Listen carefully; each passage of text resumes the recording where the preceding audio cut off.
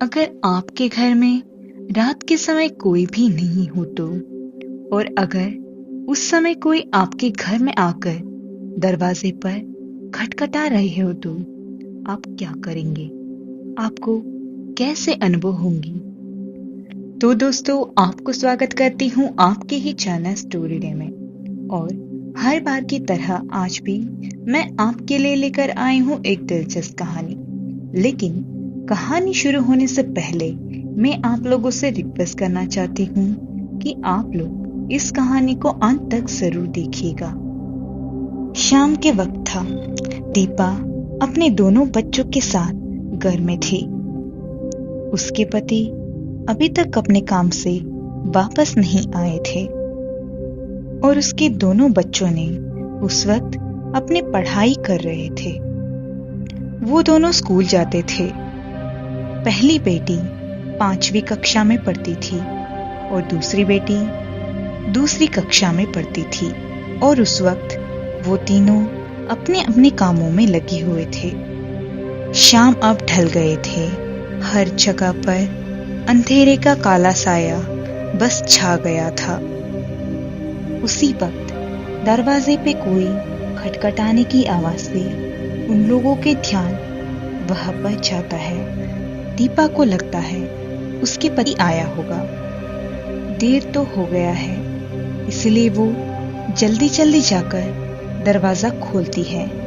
लेकिन बाहर उसके पति नहीं, एक औरत खड़ी थी। देवी दुर्गा की मूर्ति को एक हाथ में लेकर अपने दूसरे हाथ में कोई थैली जैसे पकड़ी हुई थी। माथे पे बहुत बड़े लाल सिंदूर लगाकर बहुत सारे कुछ अजीब सा हार पहनी हुई थी। बाल भी अच्छे से बांधकर हाथ में बहुत सारे कंगन पहनी हुई थी। उसका चेहरा इतना चमक से भरा था, दीपा उसको देखकर दंग रह गई थी। वो औरत मुस्कुराते हुए दीपा की तरफ देखकर बोलती है, माँ जी, दान में कुछ मिलेगी क्या? वो ऐसे कहते ही दीपा न जाने क्यों बहुत डर जाती है और वो कहती है, कुछ भी नहीं है, तुम आगे चले जाओ, बोलकर अंदर चली जाती है। दीपा को अजीब तरह की डर महसूस हो रही थी। लेकिन कुछ 2 मिनट के बाद ही दीपा के पति दरवाजा खटखटाता है। दीपा जब दरवाजा खोलती है तो जल्दी से आंगन में जाकर रास्ते की तरफ देखते हुए उस औरत को ढूंढती है।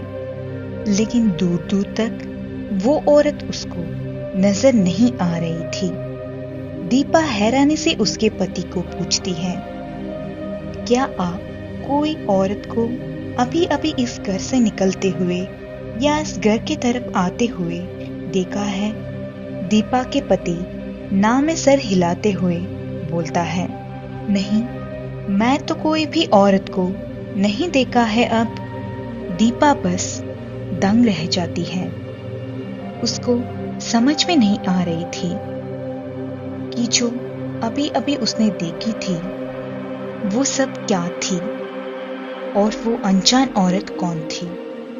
और साथ ही उसको अपने किए हुए काम के लिए भी बहुत शर्म महसूस हो रही थी। लेकिन वो करती भी क्या थी?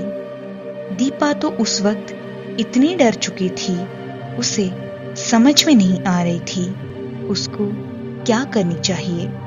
वो बस उस पल को याद करके सोच में पड़ जाती है। तो दोस्तों, आपको इस कहानी कैसी लगी? आप लोग कमेंट में जरूर बताइए। कहानी अच्छी लगी तो लाइक और शेयर करना ना भूलिए। साथ ही हमारे चैनल को सब्सक्राइब जरूर करिएगा। मिलते हैं अगली कहानी के साथ। तब तक अपना ख्याल जरूर रखिएगा।